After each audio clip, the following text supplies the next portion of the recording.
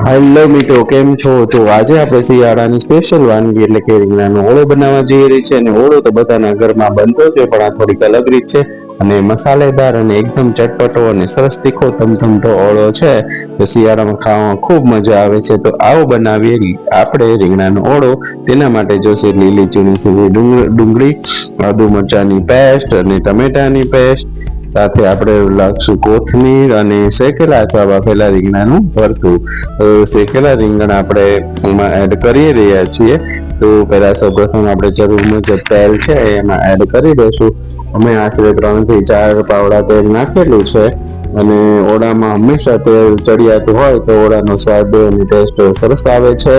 તો તમારે તમારી જરૂરિયાત મુજબ તેલ એડ કરી શકો છો. તેલ ગરમ થાય એટલે આપણે ગેસની ફ્લેમ લો ટુ મીડિયમ રાખશું. હવે આપણું તેલ ગરમ થઈ ગયું છે. હવે આપણે એમાં જીરું એડ કરી દઈશું અને સાથે આપણે હિંગ એડ કરશું.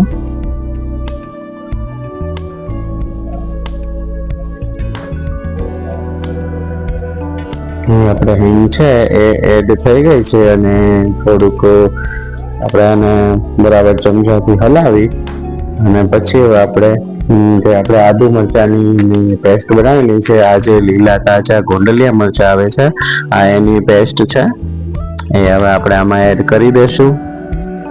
આનાથી ટેસ્ટ ખૂબ સરસ આવે છે અને આ બહુ તીખા હોતા નથી. એટલે આની જો તમારે રેસીપી જોઈ કે આ પેસ્ટ કેમ બનાવી છે તો મને ડીએમ કરજો, હું તમને શીખવાડી દઈશ. એ શેકી અને બનાવેલી છે. તો આપણે આદુ મરચાંની પેસ્ટ છે એ આપણે એડ કરી દઈશું અને થોડું બરાબર સતળાઈ જાય અને થોડું પાકવા માંડે અને તેલમાં બબલ્સ આવી જાય એટલે પછી આપણે હવે છે લીલી ડુંગળી છે આપણે ઝીણી સુધારીને રાખેલી જ છે, હવે આપણે એડ કરી દઈશું.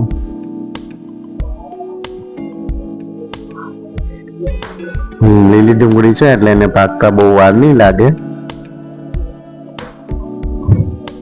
અને આમ પણ શિયાળાની શરૂઆતમાં જે લીલા શાકભાજી આવે છે અને તો એ આપણે બધા ખાવા જ જોઈએ.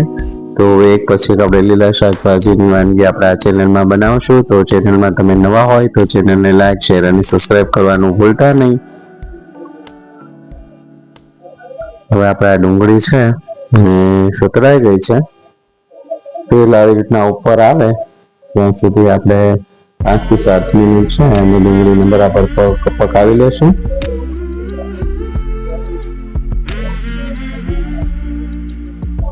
હવે આપણે આમાં એડ કરી દઈશું ટમેટા. સરસ મજાનો કલર પણ આવી ગયો છે.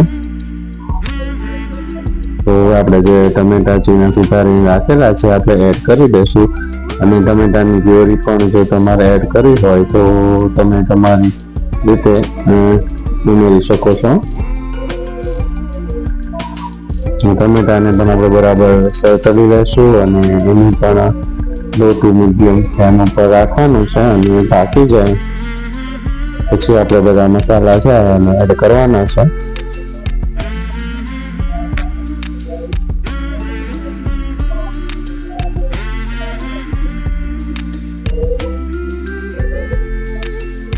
તો વિડીયોને સ્કીપ કર્યા વગર આપણે આપ જોયું હતું અને બને એટલો લાઈક, શેર અને સબસ્ક્રાઈબ કરજો, જેથી કરીને આગળ પણ આપણે બીજી વાનગી પણ બનાવશું. અને શિયાળાની શરૂઆતમાં જો આ છે ટાકેદાર ઓળો તો તમે પણ શીખજો અને તમારા સગા સ્નેહીને પણ શેર કરજો, જેથી એને પણ ખ્યાલ આવે કે કઈ રીતના ઓળો બને છે, જે માર્કી સ્ટાઇલમાં કેવી રીતના હોય છે.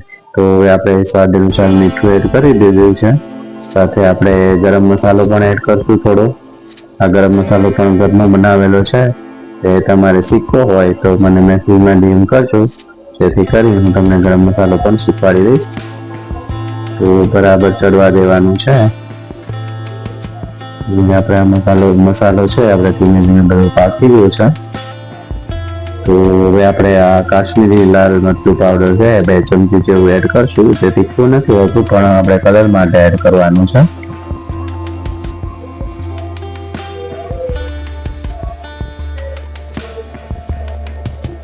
અને આપણે અહીં એક મસાલો રાખી અને એક મસાલો છે અને પાકવા દેવાનો છે, અને ચમચો છે ચલાવતું રહેવાનું છે, જેથી કરીને નીચે ચોટે નહીં અને આપણા મસાલા છે બળે નહીં અને એની સુગંધ છે એ સરસ મજાની જળવાઈ રહે એ માટે હલાવવું જરૂરી છે. તો હવે આપણે આ ઓળો જે છે એ શેકેલો છે, અને જો તમે ઈચ્છો તો બાફીને પણ રીંગણ લઈ શકો છો. તો એ આપણે આમાં એડ કરી દઈશું. એડ કરી અને ફરીથી આપણે મિક્સ કરવાનું છે. તેલ ને મસાલો બધું ભળી જાય તે રીતે જ મિક્સ કરી દેશું. આ સ્ટેજ ઉપર જો તમારે રીંગણા નાના હોય અને તે આ સ્ટેજ ઉપર તમારે થોડું પાણી ઉમેરવું હોય તો ઉમેરી શકો છો.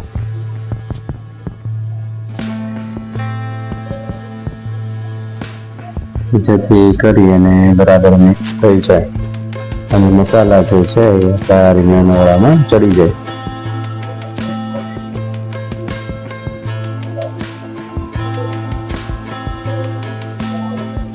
તો બસ આપણો મજેદાર ચટાકેદાર ઓળો બસ બનવાની તૈયારી છે. જો તમે બધું પહેલેથી પ્રી પ્રિપરેશન કરીને રાખશો તો આપણે 5 થી 7 મિનિટમાં આપણે ઓળો બની અને રેડી થઈ જાય છે.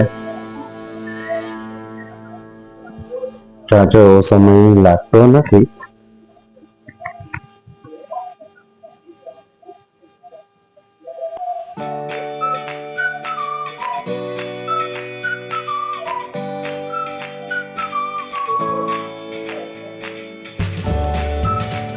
તમે જોઈ શકો છો આપણો આ જે રીંગણાનો ઓળો છે આ બનીને અને રેડી છે.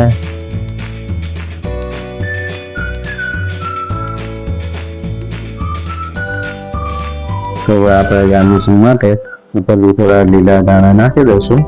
તમે જો તમારા લીલા ધાણા છે ઉપરથી એડ ના કરવા હોય તો તમે પહેલાં જ્યારે વઘાર કરો ત્યારે પણ અંદરથી એડ કરી શકો છો. તો સરસ મજાની સોડામાં આવે છે ધાણાની. જો તમે જોવામાં તો બહુ સરસ લાગી રહ્યો છે. તો તૈયાર છે શિયાળા સ્પેશિયલ રીંગણાનો ઓળો. તો તમે ઘરેથી જરૂર ટ્રાય કરજો.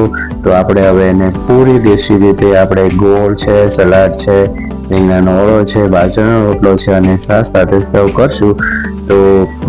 તો વધારે ને વધારે શેર કરજો, અને જો ચેનલમાં ન હોય તો લાઈક શેર સબસ્ક્રાઈબ કરવાનું ભૂલતા નહીં. આવજો.